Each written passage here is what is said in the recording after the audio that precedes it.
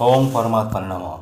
শুনছেন শ্রীমদ্ ভাগবত পাঠ, দ্বাদশ স্কন্ধ, অষ্টম অধ্যায়, মার্কণ্ড কর্তৃক নারায়ণ স্তব। তবে যত মুনিগণ সানন্দ অন্তরে সুত প্রতি কহে তবে অতি মৃদু স্বরে, তুমি সাধু মহামতি চিরজীবী হও, ভাগবত পুণ্য কথা তুমি সব কও। ওহে জ্ঞানী শ্রেষ্ঠ মোরা জিজ্ঞাসী তোমারে, এই সব কথা তুমি বলো সব আকারে। তা অপার সংসার এই হয় দর্শন, তাহাতে মানব সব করিছে ভ্রমণ। তাহাদের পথ সদা কর প্রদর্শন, জিজ্ঞাসী তোমারে যাহা কহ তপোধন। লোকে বলে মার্কেণ্ডয় মৃকণ্ড তনয়, চিরজীবী হয় সেই কল্প শেষে রয়। এ জগৎ এককালে যবে নাশ হয়, এই কথা আমাদের কহ মহাশয়। আমাদের বংশে যেই জনম লোভিল, ভৃগুতনয়ের মধ্যে শ্রেষ্ঠ যে হইল। আরও শুনি মার্কেণ্ডেয় সাগরেরও জলে, ভ্রমণ করিতে একা হেরে কৌতূহলে।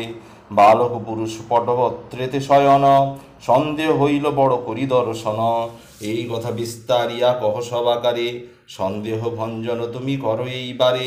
পুরাণে বিশেষ জ্ঞান আছে হে তোমার, অতএব এই কথা কহ গুণাধার। সুত কহে ঋষিগণ করহ শ্রবণ, একথা শুনিলে হয় ভ্রম নিবারণ। ইহাতে কলির পাপ বিনাশন হয়, সেই কথা মন দিয়া শুনো মহাশয়। মার্কেণ্ডেয় জন্মলয়ে মাতার উদরে, কিছুদিন পালিত সে হইল আদরে। পরে বেদ পাঠ মগ্ন নিমগ্ন রহিল, সুবৃহৎ মহাব্রত সদা চরিল। তাহাতে তাহার মন শান্ত ভাব পায়, করিল গ্রহণ জটা বলকল তরায়। দণ্ড কমণ্ডলু আদি করিল ধারণ, সন্ন্যাসীর রূপে সর্বত্র করে ভ্রমণ। ধর্মের কারণ সেই মহামুনিবর, হরির তপস্যা করে একান্ত অন্তর। প্রাতে সন্ধ্যা ভিক্ষাদ্রব্য করে আহরণ, ভক্তি ভরে করে সবে গুরুকে অর্পণ। গুরু অনুমতি বিনা ভোজন না করে, এই রূপে গুরু ভক্তি তাহার অন্তরে। হেনমতে তপস্যায় নিরত হইল, বহুকাল শ্রীকৃষ্ণের সাধনা করিল। হরি আরাধনা করি মৃত্যু করে জয়, তাহাতে দেবতা সব চমৎকৃত হয়। আচার ব্যবসাচার বেদ বেদ অধ্যয়নে, রাগাদি যতে ক্লেশ ত্যাজে এক অনাদি পুরুষ সদা করয়ে চিন্তন। এইরূপে মহাযোগে চিত্ত নিমগন, ছয় মন মন্তরকাল জীবিত রহিল। পরে সুরপতি ইন্দ্র জানিতে পারিল, সপ্তমন মন্তর কাল আগত যখন, বিদমতি হয়ে বিঘ্ন করে উৎপাদন। তব অঙ্গ হেতু করে দেব সচিপতি, মদন বসন্তে যথা করে অনুমতি। মার্কেণ্ড কাছে সব পাঠাইয়া দিল, ইন্দ্রের আজ্ঞায় তবে সকলে চলিল। হিমালয় উত্তরেতে ঋষির আলয়, সেই স্থানে সকলেই উপনীত হয়। পুষ্পভদ্রা নামে এক তথা মহাসরস্বতী, চিত্রা নামে শিলা হয় সুদর্শনবতী। পবিত্র আশ্রম তার সুদৃশ্য বর্ষণ, সুকণ্ঠ বিহগকুলে পরিপূর্ণ বন। পবিত্র নির্মল তাহে যত জলাশয়, উন্মত্ত ভ্রমরকুল সানন্দ হৃদয়। উন্মত্ত কোকিল সব করে কুহুরব, নটরূপী শিখি যত নৃত্য করে সব। কাননীর শোভা আর কহি আমি যত, সমাকীর্ণ হয় তাহে মত্তপক্ষী কত। মৃদু মন্দ গতি কহে মলয় পবন, পুষ্পগন্ধে জাগরিত রয়েছে মদন। প্রকৃত বসন্ত তাহে হইল উদয়, নিশাপতি নিশাকালে প্রকাশিত হয়। বৃক্ষ সব পুষ্প ফলে শোভিত হইল, কামিনী ফুলের প্রিয় মদন আইল। তাহার পশ্চাতে যত গন্ধর্বেরগণ, নানাবিধ বাদ্যযন্ত্র করয়ে বাদন। মহানন্দে গান করি সকলে ধাইল, ইন্দ্র অনুচর সবে দর্শন করিল। যোগীবর হোমকার্য করি সমাপন, বসিয়া আছেন যেন দেবহুতাসন। মূর্তিমান অগ্নিসম সকলে হেরিল, তবে তথা রমণীরা নৃত্য আরম্ভিল। বাদ্যকার বাদ্যযন্ত্র করিল বাদন, মহানন্দে সবে তবে করিল গমন। রহপতি রতিপতি পঞ্চবান জুড়ি সরাসরে, স্থির হয়ে দাঁড়াইল রহে সেই ক্ষণে। ইন্দ্র অনুচরগণ সকার্য সাধিতে, স্থিরভাবে সকলেতে বাগিল ভাবিতে। পরে শুনো সৌনকাদি অপূর্ব ভারতী, দেবেন্দ্র প্রেরিত সেই অপ্সরা যুবতী। সেই স্থানে কন্দু ক্রীড়া করিতে লাগিল, পিনস্তন হেতু কোটি চঞ্চল হইল। স্খলিত হইল মালা কবরী হইতে, আকর্ণ বিস্তৃত আঁখি লাগিল ঘুরিতে। বায়ু তার কোটি বস্ত্র করিল হরণ, হেনকালে হানেশ্বর দুরন্ত মদন। কিন্তু তাহা এককালে হইল বিফল, না খাটিল মদনের কোনই কৌশল। এই রূপে তপ নষ্ট করিতে তাহার, সকলে পবিত্র তথা হয় বারবার। তাহার তেজেতে সবে হয় দগ্ধ প্রায়, তাহাকে ছাড়িয়া পরে পলাইয়া যায়। কি আর কহিব দেব অপূর্ব কথন, ইন্দ্রর চরে তাহে করে আক্রমণ। তাহাতে মুনিবর চরণ চলনা হয়, বিকার ও অহংকার না হয় উদয়। মহতের পক্ষে ইহা নয় অসম্ভব, দেবরাজ ইন্দ্র তাহা শুনিলেন সব। তেজহীন হেরি তবে দুরন্ত মদনে, আশ্চর্য মানিল ইন্দ্র প্রভাব শ্রবণে। আরও অপরূপ কথা শুনো ঋচিগণ, এই মার্কেন্ডেয়র তপেতে মগন। এই রূপে এক মনে সদা করি বেদ অধ্যয়ন, নারায়ণ পতি করি চিত্ত নিমগন। নারায়ণ পদে চিত্ত যোজনা করিল, অনুগ্রহ করি হরি তারে দেখা দিল। নরনারায়ণ রূপে দিল দর্শন, শ্বেত কৃষ্ণ মনোহর রূপ দুইজন। ফুল্ল পদ্ম সম হয় নয়ন যুগল, পরিহিত রুচর্ম বৃক্ষের বলকল। চতুর্ভুজধারী হয় অপূর্ব দর্শন, নবগুণ সুপ্রসন্ন সূত্রেরও ধারণ। কমণ্ডল বংশদণ্ড পদ্মমালার, চারি হস্তে দর্ভমুষ্টি শোভে চমৎকার। সুপিঙ্গল কান্তি যেন অশনি সমান, তপস্বী সমান যথা হয় মূর্তিমান। মনোহর কলেবর সমুন্নত হয়, নিরন্তর পূজে তাহা দেব সমুদয়। তবে মুনি দুইজনে করি দর্শন, অমনীষে ভূমিতলে হইল পতন। সমাদরে বিষ্ণুপদে করি নমস্কার, তাহাকে হিরিয়া জাগে আনন্দ অপার। মহানন্দে মুনিবরে রোমাঞ্চ হইল, অশ্রুজলে বক্ষস্থল অমনি ভাসিল। এই রূপে হইয়া মুনি করে দর্শন, দেখিতে না পায় মুনি তথা দুইজন। পরেতে উঠিল মুনি কৃতাঞ্জলি হয়ে, কহিতে লাগিল তবে অতীব বিনয়ে। গদ গদ স্বরে তবে সেই মুনিবর, ভগবানে নমস্কার করিল সত্তর। পরে দুইজনে মুনি বসিবার তরে, আসন প্রদান করে সানন্দ অন্তরে। তদন্তরে করে মুনি পাদ প্রক্ষালন, অর্ঘ্য দিয়া করিত দিয়া আদি দিয়া করে চরণ বন্দন। ধূপ দীপ মাল্য দিয়া হরষে পূজিল, যতনে আসনে দহে আপনি বসিল। পদে প্রণমিয়া মুনি তথা তৎপর, নিবেদন করে পরে করি জোড় কর। মার্কেন্ডেয় কহে নাথ শুনহ বচন, কি বলিয়া তোমাদের করিব বর্ণন। তোমা হতে সবাকার জীবন রচিত, ব্রহ্মা শিব প্রাণীগণ তোমারও গঠিত। ভিন্ন মত নাহি দেব তোমাতে কাহার, এই চরাচরে দেব স্মৃত তোমার।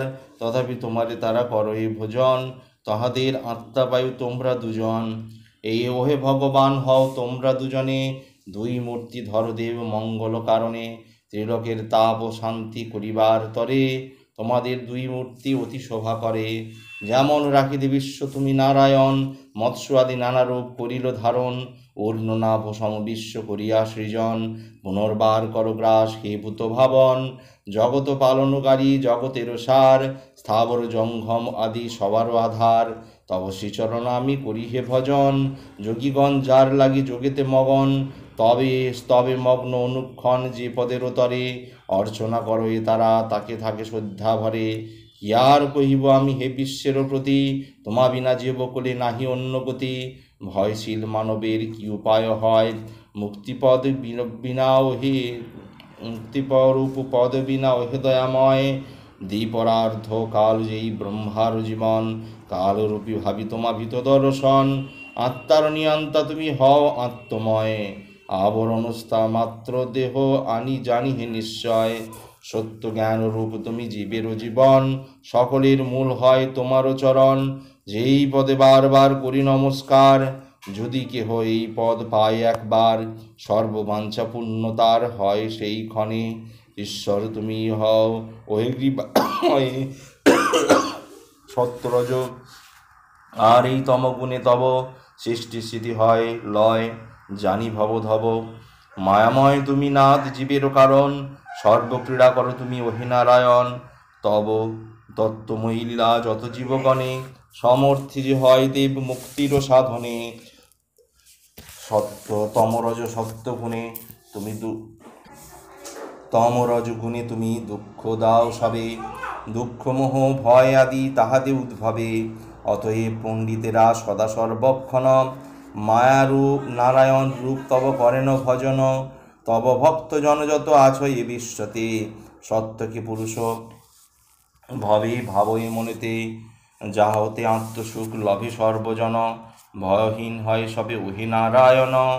সেই না অন্তর্যামী হও দেব বিশ্বময়, বিশ্বের ঈশ্বর তুমি, দেব সর্বাশ্রয়, পরম দেবতা তুমি, বিশ্বগুরু হরি, নারায়ণ নরোত্তম নমস্কার করি, দেব প্রবর্তক সেই ভগবান পদে, নমস্কার করি সদা ভাসি ভক্তি হ্রদে। তব মায়া মুক্ত হয়ে যত জীবগণ, আত্মদৃষ্টি বিস্তৃত যে হয় সর্বক্ষণ, কপট ইন্দ্রিয় চিত্ত লিপ্ত যেই হয়, না পারে জানিতে সেই তোমার নিশ্চয়, পূর্বেতে আছিল যাহা তোমারে বিস্তৃত, তোমা হতে যদি বেদ হয় সে বিদিত, তাহলে আপনাকে জানি সেই জন, আঞ্ছমত তব পদ করিব পূজন, বেদেতে প্রকাশ হরি তুমি সর্বময়, সর্বজাতা তুমি নাথ সবার ওই আশ্রয়, অনুক্ষণ তব পদ করি নদানতি, দয়া কর মোরে দেব অখিলের পতি, মার্কেন্দ্র তবে তুষ্ট হয় নারায়ণ, পরম আদরে ডাকি কহিল তখন, শুনো হে ব্রহ্মর্ষি তুমি জগতের সার, তপস্যায় তপস্যায় সিদ্ধ তুমি হয়েছ এবার, করিয়াছ তুমি মহাব্রত আচরণ, তাহাতে সন্তুষ্ট আমি হয়েছি এখন, তোমার মঙ্গল এবে হইবে নিশ্চয়,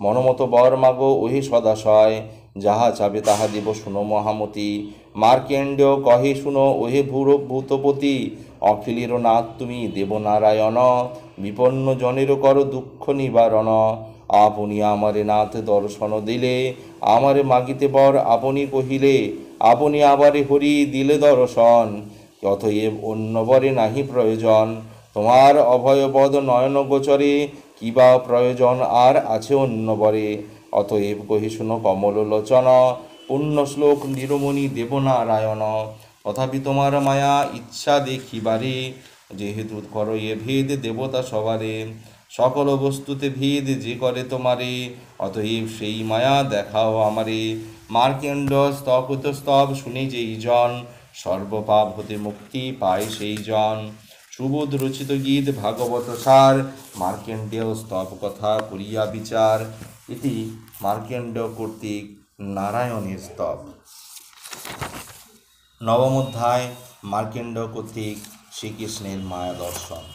সুত কহে মুনিগণ করহ শ্রবণ, এই রূপে মার্কণ্ডেয় করে জিজ্ঞাসন, সে কথা শুনিয়া তবে জগত ঈশ্বর, হাসিয়া ঋষির প্রতি করেন উত্তর, শুনো কহি মার্কেন্ডেয় আমারও বচন, যাহা চাহ হবে তাহা তোমার দর্শন, এত ঘি বদ্রিকা আশ্রমেতে যায়, মার্কেন্ডেয় মহাঋষি রহিল তথায়, আশ্রমে থাকিয়া ঋষি করেন চিন্তন, সর্বত্র হরিকে চিন্তা করে অনুক্ষণ, মনমত দ্রব্য দিয়া তাহারে পূজয়, কখনো বা প্রেমস্বতে অভিক্ষিপ্ত হয়, কখনো পূজিতে হরি হইল বিস্মৃত, এইরূপে মুনিবর হইল চিন্তিত, একদিন সন্ধ্যাকালে সেই মুনিবর, পুষ্পভদ্রা নদী তীরে বসিছিলা পর, মনে মনে নারায়ণে করিয়া চিন্তন, হেনকালে ঝড় বৃষ্টি আহিল ভীষণ, মহাশব্দে মহাবাত্যা বহিতে লাগিল, অধীর্যস্বরে তবে তর্জন করিল, তদন্তর মেঘমালা হল দর্শন, বিদ্যুতের চকমক বিষম গর্জন,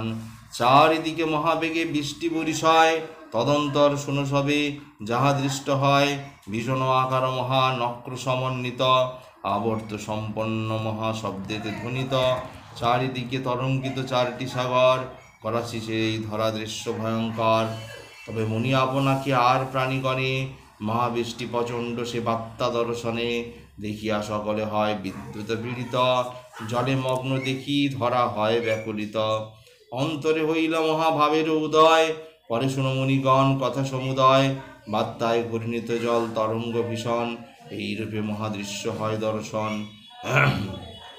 ধারা বরিশন করে যত মেঘদল, ক্রমে পরিপূর্ণ হয় ধরণীমণ্ডল, একেবারে পৃথিবীকে করে আচ্ছাদন, পরেতে ত্রৈলোক্য হয় জলেতে মগন, কেবল সে মহামুনি একাকী রহিল, মস্তকের জটা সব বিস্তার করিল, জড় অন্ধের সম করেন ভ্রমণ, দেখিতে নামায় কিছু মিলিয়া নয়ন, ক্ষুধানরে তনুজলে আকুল হৃদয়, পিপাসায় একেবারে অস্থির যে হয়, মকর ও মৎস্য তারে করে জ্বালাতন, তরঙ্গ বায়ুতে কষ্ট পায় অসহন, মহাপরিশ্রমে দেহ হইল কাতর, আকাশ পৃথিবী কিছু না হয় গোচর, মহাঙ্কারে মুনি করেন ভ্রমণ, কোন মতে দিক সব নহে দর্শন, সাগর জলেতে মগ্ন কপু মুনিবর, কখনো ভক্ষণ করে কুম্ভীর মকর, কখনো বা হয় মুনি তরঙ্গে পারিত, কবু হয় হয় কবু দুঃখ সুখ উপনীত।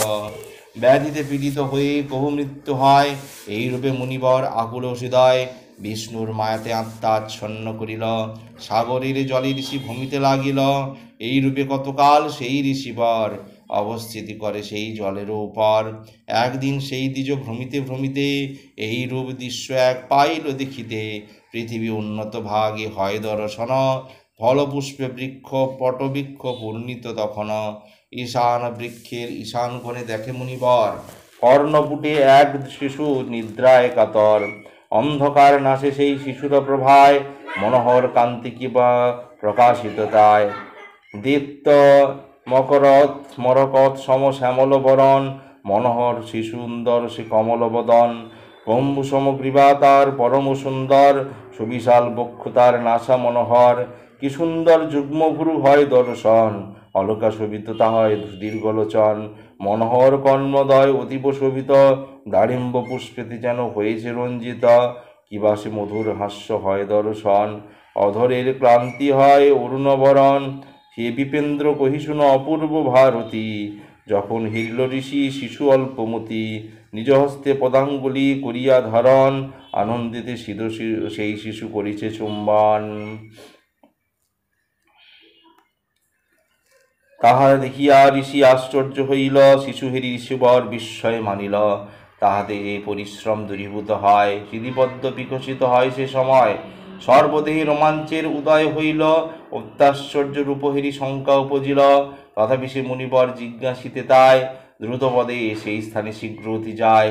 যখন সে ঋষিবর করিল গমন, শিশুর নিঃশ্বাসে হয় মশক যেমন। প্রবিষ্ট হইল তার শরীর ভিতর, বিস্ময়তে মগ্ন ঋষি মোহিত অন্তর। তথায় সে মুনিবর করে দর্শন, পূর্বমত বিশ্ব সব বিন্যস্ত তখন।